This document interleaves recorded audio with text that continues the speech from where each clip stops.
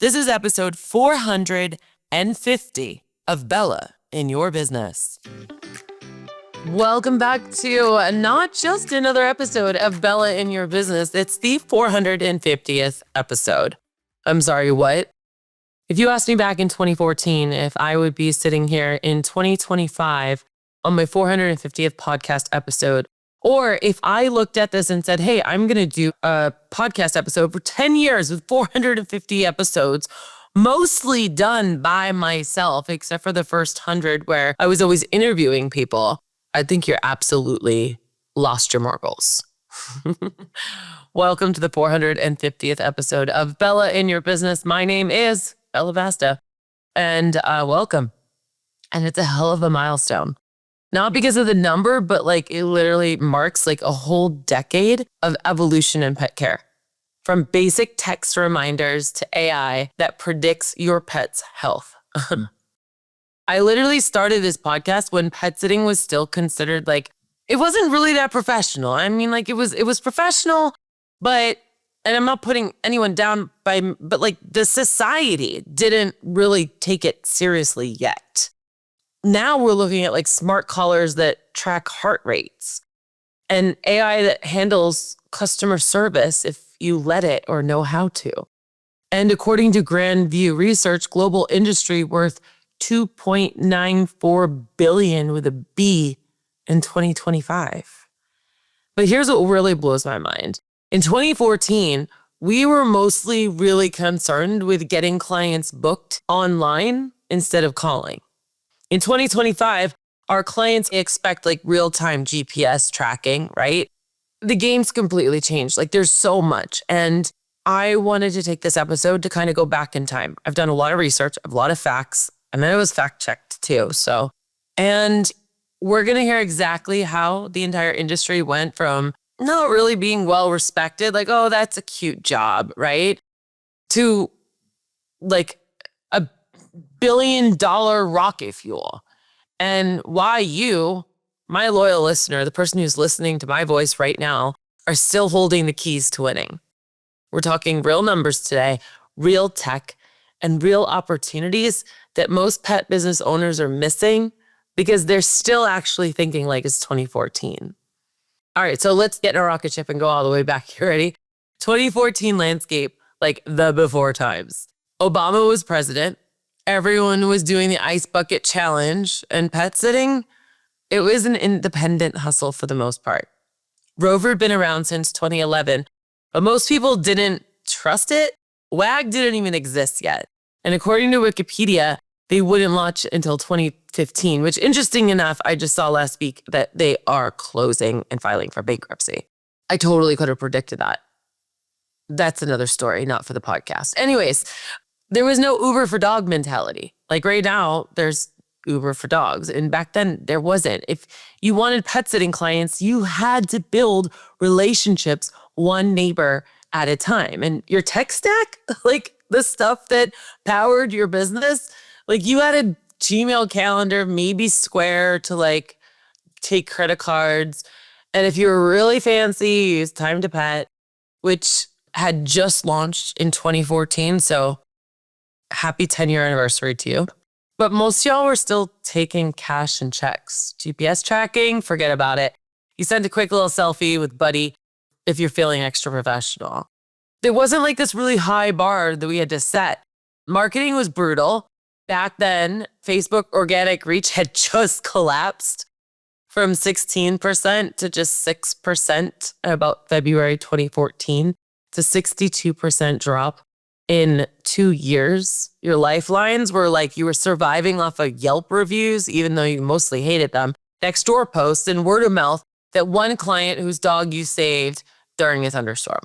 I literally remember working with pet sitters who printed out directions, and you show up to a client's house with all these scribbles of how to get there or whatever. The industry was tiny. I mean, we're talking about neighborhood by neighborhood, word of mouth tiny. Most businesses had only pet sitting and dog walking. They didn't have multiple things. They weren't scaled across from, as Pet and Home Care says, tip to tail. But here's what wild. Those fundamentals that we learned in 2014, the building the trust, the providing exceptional care, communicating with clients, those didn't go anywhere. They just got supercharged by technology and hopefully the humans running them. And it's a lot of what we talk about every single week on this podcast.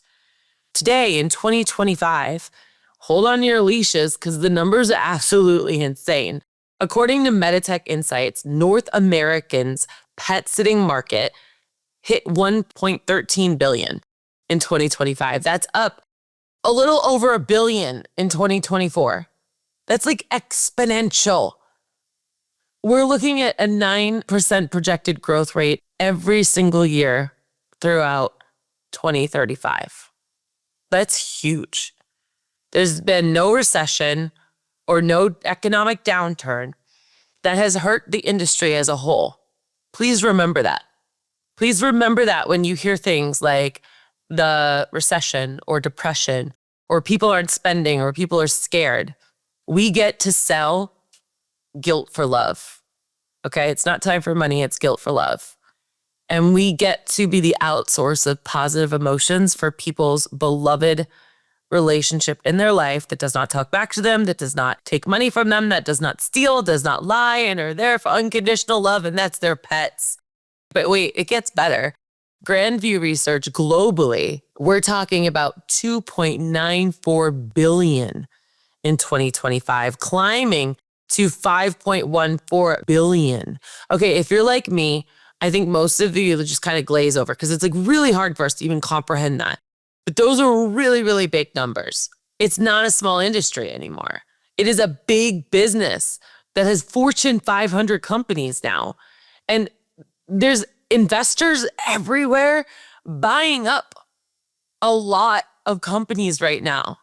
I know because I help companies and the investors. This is the stuff you guys don't hear about all the time because there's NDAs and such. But yeah, alternatively, according to Global Pets, 100 million in annual reoccurring revenue in 2024 was those GPS collars. Okay, that's insane. That's absolutely insane. 100 million euros. And according to the press release in 2025, they added that resting heart rate monitoring, respiratory rate tracking, and behavioral barking analysis. What? This stuff is just really cool as a pet professional who provides care for pets to talk about, let alone understanding that these pet parents all want the same kind of tracking that we have on ourselves around our dogs. Just think about that. Think about the implication. All right. I'm telling you this for a reason. Your clients can now track their dog's heart rate, breathing patterns, and separation anxiety behaviors in real time. That's not just peace of mind. That's medical grade pet care data. At CES 2025, the biggest tech conference in the world, according to Yahoo Tech, Tractive debuted their latest health tracker for $69.99 plus $5 a month, which is the subscription model, right? It logs barking patterns to flag separation anxiety, monitors vital signals, and sends alerts to pet parents and pet sitters. But here's where it gets really crazy. According to their own website, the collar is powered by 5 global satellite systems, and it supports virtual fencing up to 100,000 acres. That's military-grade GPS technology and artificial intelligent behavior coaching on a dog's neck. Yeah, dramatic pause there. According to Amazon reviews, that same collar runs about $499. So we're talking about premium pricing. But according to Innovation in Tech Today, it's creating a whole new category of pet care technology. What does this mean for your business? Everything. Your clients aren't just hiring you to feed the dog anymore. They're hiring you to be a part of a connected health ecosystem. They want data integration, behavior insights, the proactive care recommendations. I mean, think of yourself like you're the trainer. As humans, we would have a physical trainer, right? You're like the doggy trainer. The pet sitter who can read Smart Collar and say, I noticed Bella's activity dropped 15% yesterday and her barking increased during your usual working hours. She might develop separation anxiety. That's the pet sitter who gets premium clients. That's the pet sitter that with data can show that happens. That's the pet sitter that I wonder if they can offer that as an upgraded measuring device while the client is on vacation. But here's what most pet business owners are missing. They see this technology and they think, oh, great, more complicated stuff. Obviously, no one listening to me right now because y'all are jumpers and you do things differently. This technology, it's not your competition, it's your competitive advantage. The pet sitters who integrate this stuff into their own service offerings, you probably could charge like 40 to 50% more than the ones that don't. Because here's the thing, technology can track heart rates and GPS locations, but it can't provide the human connection, the intuitive care, the something feels off about buddy insight that comes from actually knowing the pets that you care for. Smart collars can give you data, but you give that data meaning. And this is just one example. I'm not telling you to go out there and do it, but I'm telling you, think about how the spending and the behaviors and the data and the tech is growing, and how can that help influence your business to achieve your goals? All right, now let's talk about what just happened like in the last year, in case your head's been in the sand, because the acceleration is wild and I'm gonna like literally break it down here. This whole episode is really meant to just get you thinking. A lot of rhetorical questions in your head, hopefully. According to Tractive's press release, their health upgrade with resting heart rate, respiratory rate tracking, and bark analysis launched in early 2025. Premium health insights that used to require vet visits are now coming straight to your phone. According to PR Newswire, the collars I was just telling you about officially launched globally in 2025 with an AI-based behavior coaching and elite GPS accuracy. That was literally science fiction in 2024. And it's now sitting on Amazon with mixed reviews. Some of it love it, some of it say it's buggy, but the technology is real. It's just like all of the AI and the GPTs and the gems and the personas. It's here. Is it at optimal? No. But those that learn it while it's messy right now are going to have such a competitive advantage. What's really happening behind the scenes, according to industry reports, VC, venture capital firms, are pouring money into tech startups right now. They're not throwing money at cute dog apps. They're investing in companies that can actually collect the data, predict behavior, and create subscription revenue models. Now, there's a whole back end on this. If you haven't been privy to this, all of that data, now they own that data. It's like the 23andMe people, if you know that debacle. Now they have all this data on all these pet people to go use and launch into something else. It has nothing to do with the collars. And why does it matter for you? These are they're not toys, they're like tools. Let me give you an example. I was working with a client in Austin, Maria, who runs a dog walking service, and she started integrating smart collars into her service reports a couple months ago. Instead of texting, hey, we walked Buddy for 30 minutes, he was great, she sent reports like, hey, Buddy's 30-minute walk included 15 minutes of moderate activity, 10 minutes of high-intensity play at the dog park, and 5 minutes of sniffing and exploration. His heart rate peaked at 140 during fetch, normal for his breed and age. Activity level is up 20% from last week, suggesting improved fitness. I'm sorry, what? Her rates? She went from 25 a walk to 40 a walk. Same service, better data integration. And if you're thinking like, I don't have time to figure that out, it's so easy. It's as easy as taking a snapshot of it and uploading it to ChatGPT and saying, analyze this for me. But the real game changer, she started using this data to make recommendations. I kind of alluded to this a second ago. She would say like, based off of Buddy's activity patterns, I recommend extending the walks for 45 minutes. Now we have like evidence-based suggestions. Her clients started reviewing her as the pet wellness consultant, not just a dog walker. And her average client value went from $300 a month to $800 a month. That's the power of integrating technology strategically instead of ignoring it or fearing it.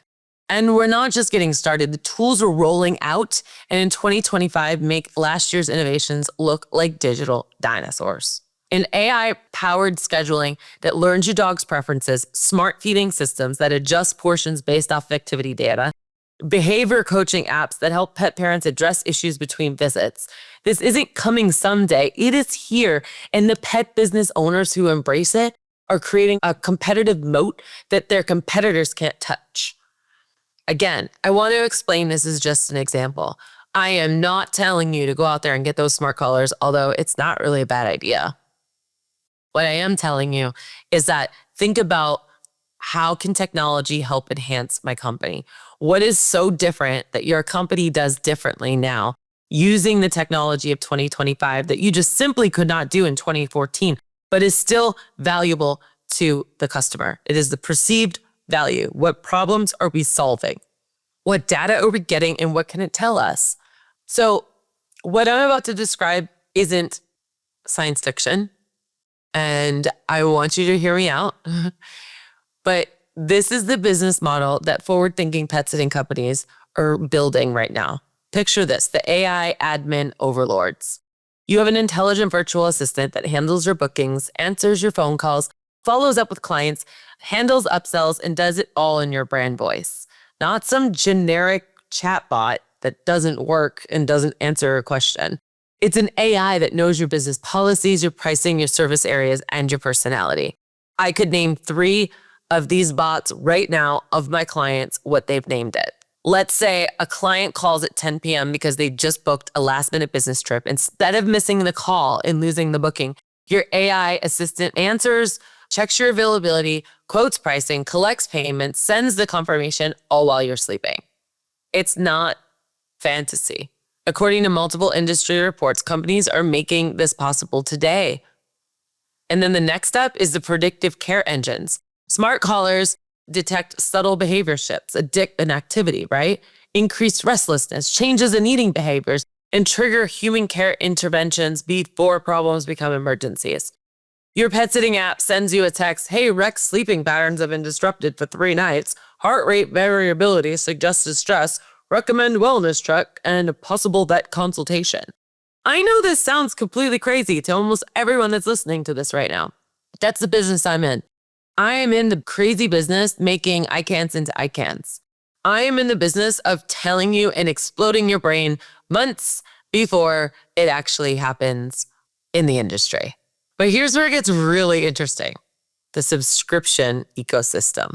Instead of charging per visit, you offer monthly plans that include smart technology, AI-powered scheduling, automated feeding systems, smart cameras, the human care coordination. 1 monthly fee, complete pet care ecosystem, reoccurring revenue that scales without trading time for money. That's one example. It's a little far-fetched, but it's possible with what we have today. And that wouldn't be pet sitting, that's pet care as a service. And it's massively more valuable than showing up to walk a dog for 30 minutes. It's like the whole health system.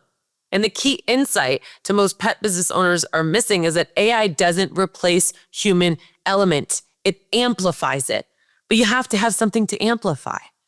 If you have a dog store right now and you have no technology that you're selling in it, my question is why? Why not?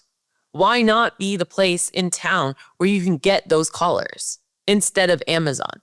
But what's really exciting is that the pet business owners who build the systems now in 2025, they're going to own the markets for the next decade. And it's going to come real apparent that people that are not strategically and precisely leveraging AI, they will literally be way outdone by their competition who will. Mark my words. And according to industry valuations, pet tech businesses sell for 10 to 20 times what traditional pet business services would sell for. So it's not just about making your current business better. It's about building completely different type of business that creates wealth instead of just income. As a side note, if you're like, okay, Bella, this is great, but what do? You need to get into AI right now and you need to start having a conversation with it. Like go for a walk and put it on voice and have a conversation back and forth. Hey, knowing what you know about me, what kind of technology should I incorporate into my business? Like a smart collar. So let's bring this back, like episode 450 today. This doesn't just mark a plateau. I am specifically stretching your brain to areas today, this is all on purpose, that make you be like, what? because I'm here to push you out of your boundaries. This literally marks the pivot. Technology wave isn't coming, it's here. According to every industry report that I've shared today, it's moving from novelty to backbone faster than most business owners realize. But what gives me hope, what makes me super excited about the future of this industry, it's the pet business owners who stay human in an AI-enabled structures. That's the gold. This weekend, I was at this amazing AI gathering. I don't even know what to call it. It was mind-blowing. And they were talking about the 90-10 rule, how like machines will take 90% of it and humans will be doing 10% of it. And how that is going to lead to a conundrum for many people that either A, we're going to keep going in the same patterns that we're doing right now, which is do more, do more, do more. Cool. I got machines doing 90% of that. I can do more stuff. Is it about doing more, or is it being a human doing or a human being? Do you want to be with someone? You want to be hiking. You want to be with your loved ones. You want to be creating core memories. Why do you have this business? Why are you working so hard? Why are you busting your butt from sun up to midnight? And you could be making more with health insurance at McDonald's. Why? The human skills are becoming more valuable, not less valuable as technology advances. And it's uniquely connecting what the human or the pet needs and technology. And it's going to be this person right here that helps bridge the gap that's going to be set up. AI is literally leveling the playing field for everyone and able to make tons of millionaires everywhere. No longer do you need a coder. No longer do you need a copywriter. No longer do you need so many things. If you're ready to build that future with a strategy and share with me what it looks like for you or what you want it to look like, and not just survive things, you want to thrive, then Jump Consulting is where you belong. Hands down. We have always been innovative. It's been 20 years now and 10 years of this podcast. Like, what? The jumpers who join us now, they're going to be the ones leading this industry transformation instead of scrambling to catch up. I actually have a recording, and I think I'm going to share it in my next episode. And I was working with a client, and she was doing her phone script, and it became over 30 pages because she also was adding very special elements into it that psychologically was going to help her admin staff retain the information better. I'm not giving away the secret sauce. But what we also did is I said, I wonder if this would work. And I dropped it all into AI, and I said, okay, this is what we're going to be working with. I need to practice this script. Can you pretend you're a client? And it said, yes. Ring, ring. Hi. I was wondering how much it is to walk my dog. And here I am talking to AI as if it's me and it's using my phone script.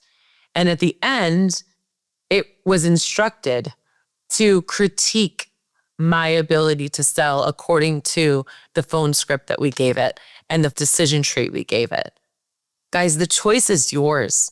You can keep running a 2014 business model in a 2025 world, or you can jump into the future and help build it. What would change in your business if you had combined cutting edge technology, and that could just be AI? And I mean just AI because it's wild. But what if you could put the technology with a heart and soul that made you fall in love with pet care in the first place? Have you been staying up on the trends or understanding what's actually even out there and wondering how you can incorporate it as an upsell or part of your business or to help be a tool in your business? That's your opportunity and that's your moment. If you want to talk more about this, I invite you to jump on a call with me, jumpconsulting.net/20, or join the mastermind, jumpconsulting.net/mastermind. You can use Bella25 for $25 off a month, every month, up until this Sunday, August 17th, 2025. This has been another episode of Bella in Your Business. Thank you so much for being here. Until next time, my jumpers, always keep jumping. Bye now.